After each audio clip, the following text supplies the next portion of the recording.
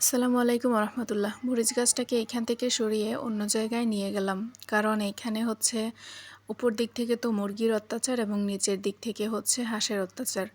হাঁস অত্যাচার করলে হচ্ছে গাছগুলোকে একদম টেনে ছিঁড়ে ফেলে, আর মুরগিগুলো হচ্ছে পাতা খেয়ে নেয় এবং গাছের গোড়ার মাটিগুলো নষ্ট করে।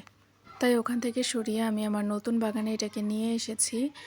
আরও একটা গাছ ছিল যেটাকে হচ্ছে আমি এই যে ক্যারেটটার মধ্যে লাগিয়েছি কিছুদিন আগেই। আর কালো মরিচ গাছটাতে মাশাআল্লাহ ভালোই মরিচ ছিল। তাই ভাবলাম যে যেহেতু এটাকে অন্য জায়গায় প্রতিস্থাপন করেছি, এখন মরিচগুলোকে সবগুলো আমি পেরে নেব, কারণ মরিচগুলোও কিন্তু গাছ থেকে অনেক শক্তি ক্ষয় করবে তার কারণে। তো ভেবেছিলাম ছোট ছোট যত মরিচ আছে সেগুলোকেও পেরে দিব, কিন্তু পরবর্তীতে আর পারার মতো মন হয়নি, কারণ এই যে বড় বড় মরিচগুলো ছাড়া ছোট ছোট মরিচগুলো খেতে একদমই ঝাল হয় না, আর এগুলোকে ফেলেই দিতে হবে যদি আলাদা করে আমি এগুলোকে নিয়ে যাই। তাই হচ্ছে গাছের মধ্যেই কিছু রেখে দিয়েছি এবং কিছু কিছু দেখে হচ্ছে গাছের ডাল কেটে দিয়েছি।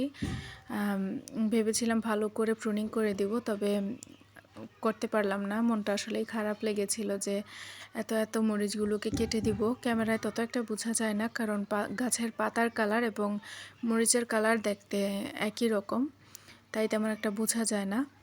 আজকের জন্য এখানেই বিদায় নিচ্ছি। আল্লাহ হাফেজ। আসসালামু আলাইকুম।